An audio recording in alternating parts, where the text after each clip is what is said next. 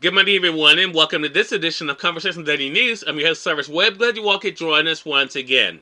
Well, it's a brand new day, it's a brand new week, which means it's a brand new opportunity for you to do something amazing, and it all begins today. We, of course, have your news headlines coming up on this Monday. We have the Truth of the Day with Mary Ellen Ciganovich, and in today's Entertainment Spotlight, you've been part of my conversation with New York Times bestselling author and Mississippi native Angie Thomas. You don't want to miss that. Enjoy our program. For Conversation Daily News, I'm Cyrus Webb with your Monday headlines. In international news, dozens feared dead in bombing of Ukrainian school. Scores of Ukrainians were feared dead Sunday after a Russian bomb flattened a school where about 90 people were taking shelter in the basement while Ukrainian fighters held out inside Mariupol's steel plant as Moscow's forces apparently raced to capture the city ahead of Russia's Victory Day holiday.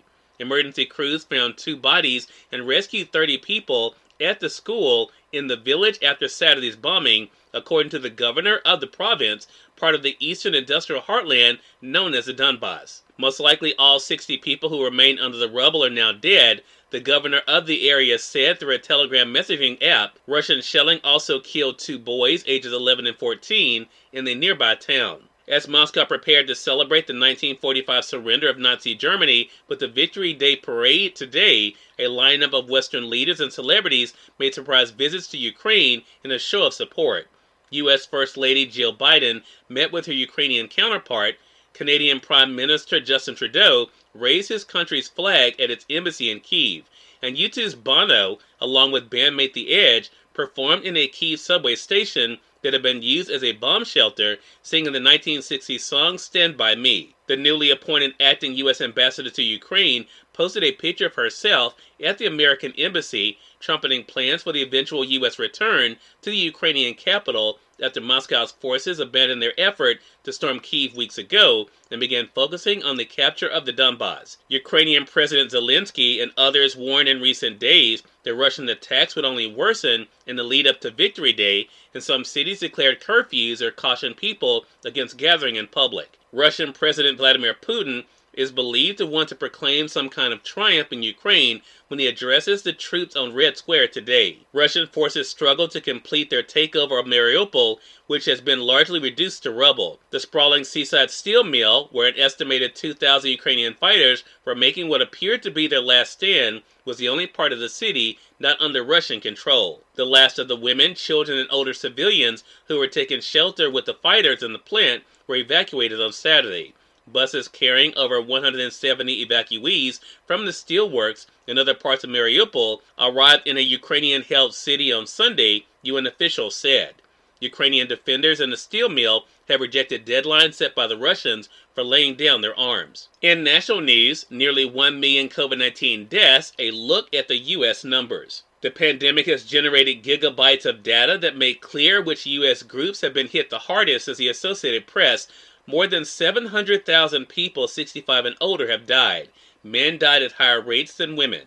White people make up most of the deaths overall, yet an unequal burden fell on Black, Hispanic, and Native American people, considering the younger average age of minority communities.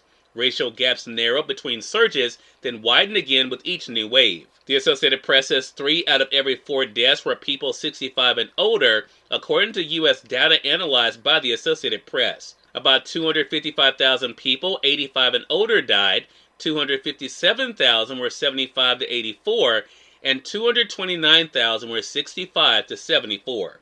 In more national news, U.S. added 428,000 jobs in April despite surging inflation. America's employers added 428,000 jobs in April, extending a streak of solid hiring that has defied punishing inflation, chronic supply shortages, the Russian war against Ukraine, and much higher borrowing costs. Friday's job report from the Labor Department showed that last month's hiring kept the unemployment rate at 3.6%, just above the lowest level in half a century. The economy's hiring gains have been strikingly consistent in the face of the worst inflation in 4 decades. Employees have added at least 400,000 jobs for 12 straight months. And finally, in entertainment news, Doctor Strange 2 conjures up biggest opening of 2022. The summer movie season is off to a blockbuster start thanks to Doctor Strange and the Multiverse of Madness. The superhero extravaganza grossed an estimated $185 million in ticket sales in its first weekend in U.S. and Canadian theaters, the Walt Disney Company said on Sunday. That made the top 5 movies over the weekend. Number 1, Doctor Strange in the Multiverse of Madness with $185 million. Number 2, The Bad Guys with $10 million. Number 3, Sonic the Hedgehog 2 with $6 million. Number 4, Fantastic Beasts: The Secrets of Dumbledore with $4 million. And number 5, Everything Everywhere All at Once with $3 million. Cyrus Webb, Conversations Daily News. It's now time for the Truth of the Day with Mary Ellen Ciganovich. Mary Ellen, take it away. Hi, this is Mary Ellen with your Truth of the Day. Engage in periods of peaceful solitude. To soothe your mind, quiet your body, and infuse your spirit with serenity, you must engage in periods of peaceful solitude. Steer your day toward calming activities as you honor your need for solitude. Doing this for a while or an entire day will provide you with a sense of invigorating strength that you might not have even realized you were lacking.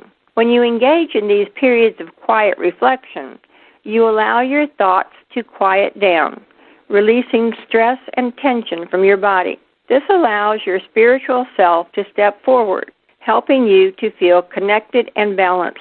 Every aspect of your life will receive many positive benefits by your choice to engage in peaceful reflection.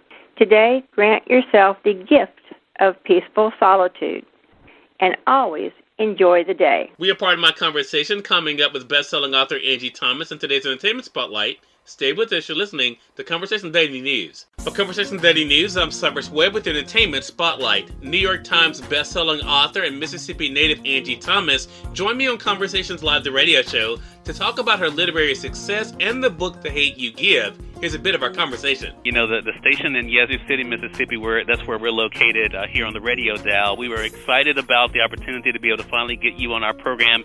Angie, what has this experience been like for you? You grew up wanting to be a writer. How does it feel to be able to do exactly what you always wanted to do? You know, it's an amazing feeling, and it's a blessing above all.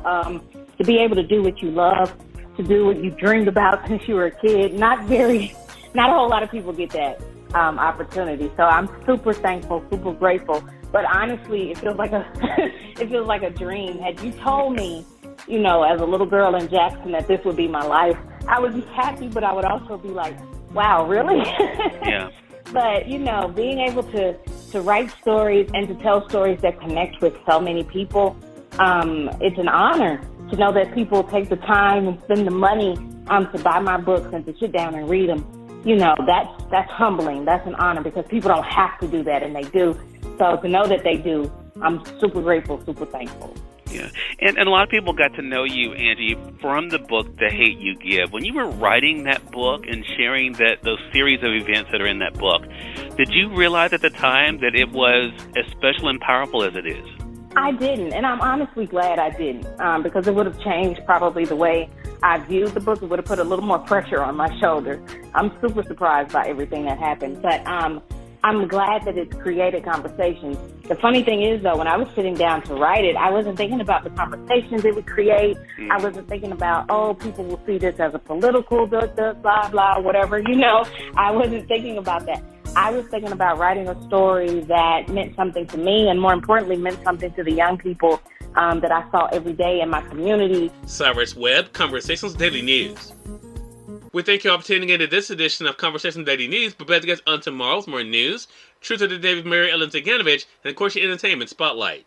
Until then, I'm your host, Cyrus Webb, saying as always, enjoy your day, enjoy your life, enjoy your world. Thank you all for choosing Conversation Daily News today. Let's make it a great one.